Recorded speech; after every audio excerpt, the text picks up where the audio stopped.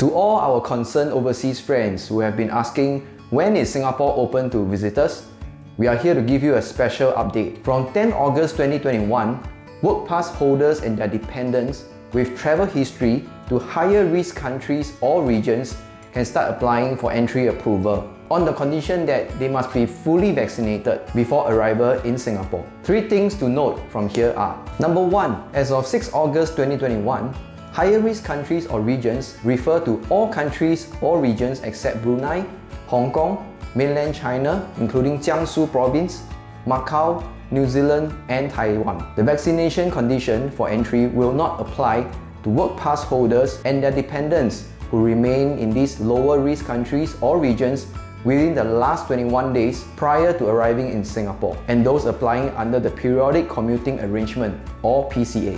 An individual is considered fully vaccinated 2 weeks after he or she has received the full regimen of Pfizer, BioNTech, Comirnaty, Moderna, or WHO EUL vaccines. Please refer to MOH website for the latest definition. As announced by the Ministry of Health earlier, all long-term pass holders, including Work Pass holders and their dependents, are not allowed entry into Singapore if they have recent travel history, including transit within the last 21 days to India, Bangladesh, Nepal, Pakistan, Sri Lanka, and Myanmar. Entry approvals for those from Indonesia are also limited. This is part of the Ministry of Manpower's plans to resume entry approvals for Work Pass holders and their dependents in a safe and calibrated manner. Work Pass holders and their dependents who are approved for entry will need to show documentary proof of their full vaccination status to the airlines before boarding and at the checkpoint upon arrival in Singapore.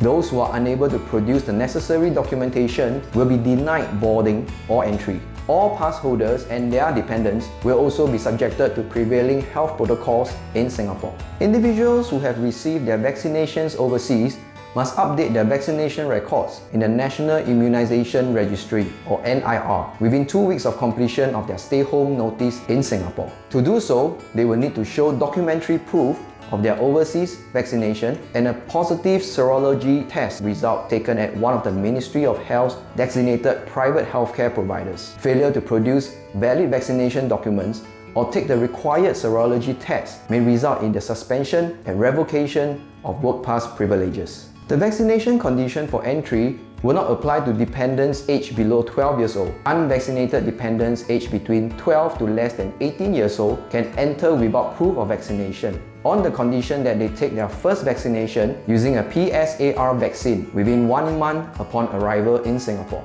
and the second final vaccination within 1 month of the first dose. Work Pass holders and dependents who are medically ineligible for vaccination should appeal to be exempted from the vaccination condition for entry, supported by a doctor's memo before applying for entry approval. The vaccination condition for entry will not apply to migrant domestic workers, S-Pass and work permit holders from the construction, marine shipyard and process sectors. There are ongoing industry initiatives in these sectors with tightened end-to-end safe management processes to bring these workers into Singapore safely and minimize the risk of COVID-19 importation.